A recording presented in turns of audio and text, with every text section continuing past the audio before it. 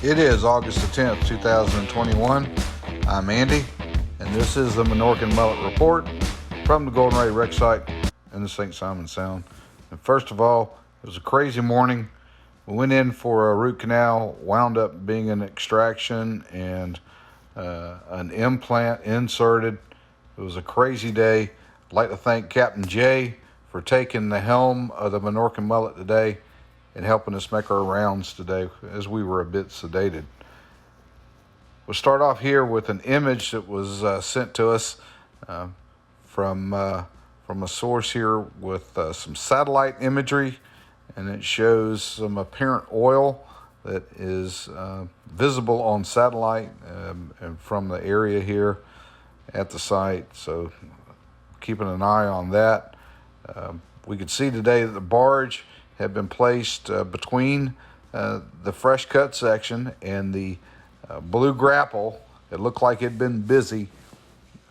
It had quite a few vehicles that had taken off section 6 here, and they're at the point now to continue the lift. They have to get some weight off of the ship. They're at the point now that any additional lift could cause damage to the VB, or actually to the section itself, because of the amount of weight that is currently on it. You got to think it's been down there for almost 2 years now, and the amount of silt that has accumulated inside the hull, inside the cars, and all those spaces, all that continually adds weight to the section. And in order for them to get this thing picked up, they have to shed some of that weight. This weight shedding operation is part of that. We've seen this happen before. We've actually seen them come out with tug monitors, some of the fire monitors on the tugs, and spray water in there to help wash out some of that silt. We may see that again, we don't know. But the blue grapple was out today. We didn't actually see it while we were there getting cars, but it's obvious it's been busy, because there is a barge full of vehicles from off of that section. And you got to keep in mind, this is the section that was just cut. So the previous weight shedding would have been at the far end of this cut, and now they're getting in there to the fresh cut, and they're able to pull off some of these vehicles and help reduce some of that weight load. And we expect probably to see them do this again, and they'll get whatever decks that are loose that they can get a hold of, anything they can do to help pull some of that weight off of the section. We've seen them pull that off, put it on the barge, and that'll gives that VB 10,000 the advantage it needs to continue with the lift to get it up and get on that dry dock section. Here we are out at Green Buoy number 19. Had a visitor on top, and then we see this as we go by, and this again is part of that weight shedding. As that grapple goes in and pulls those cars out, you can expect that some of this material, some of these car pieces that have been cut, ripped, torn, as that anchor chain passed by through across the vehicles, it's going to rip some of this stuff. And here's a pretty large piece of debris that was floating in the water today as we made our round. It looked like to us they had more surface boats out today working with not only boom operations to help get some of that oil that is still coming off the section, but also debris that might be falling as part of that weight shedding operation. So the guys were busy, and listening to the radio chatter between the boats, they were very busy. There was a lot going on, a lot of recovery of pieces and parts and things that were coming off that section. So and we expect this to probably continue as they work the site to get the weight off. There's additional stuff is going to come off, and it'll probably be a process for a little bit until they get that section up and placed on the dry dock. Now, they got this piece capped that was venting the oil, they said it was a vent line, and they got it capped. But still, the amount of oil that has coated the ship, it's coated the cars, the inside of the ship, the outside of the ship.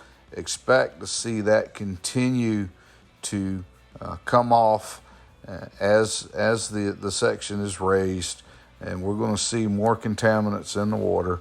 It's just a nature of how this operation is unfolded here with the cutting of the chain, and it's kind of gotten to be what we kind of see and expect. And you can see how some of that product is still drifting off from the site. The debris boats and recovery boats are out working as hard as they can, but it's still there. Here we see one of the boom boats in a slick and doing its best. But you can notice, that the boom, it's not a lot of area that they're able to get out. They just physically can't get out and boom out, but maybe 4 or 5, maybe 6 feet on each side of the boat.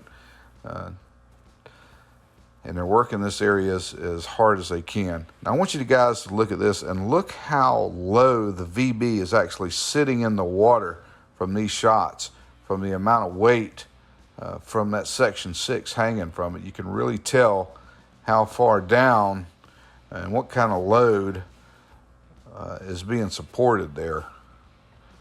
Tremendous amount of weight. We'd expect this is 7,000 tons or so here as an estimate. It's pretty heavy, pretty doggone heavy.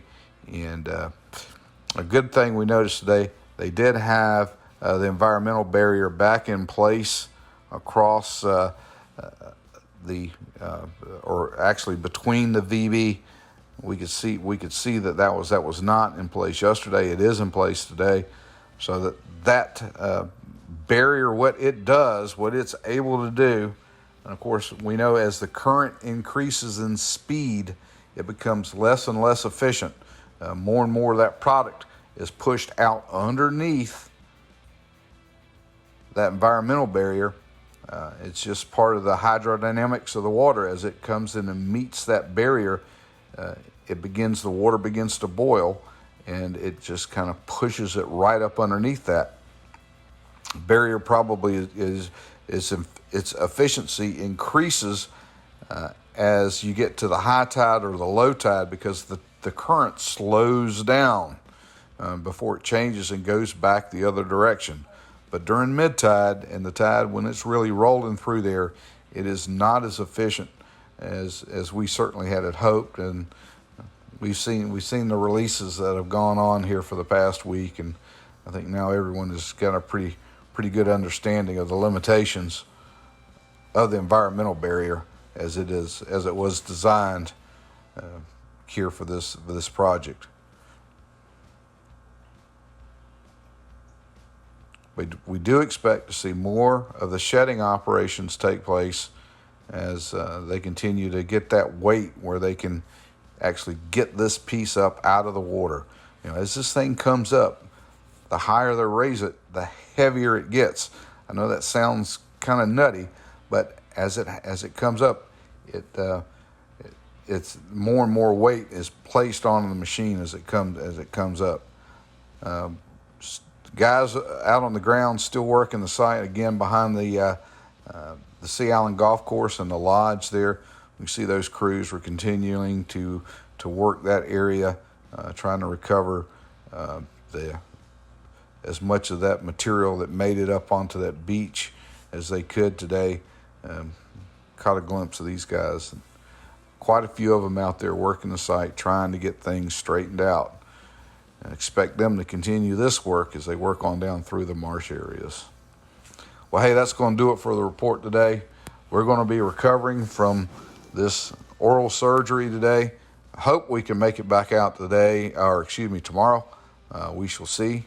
Again, many thanks to Captain Jay for his assistance in piloting the Minorcan Mullet to make the trip. Hey, that's it for us today. You guys stay safe out there.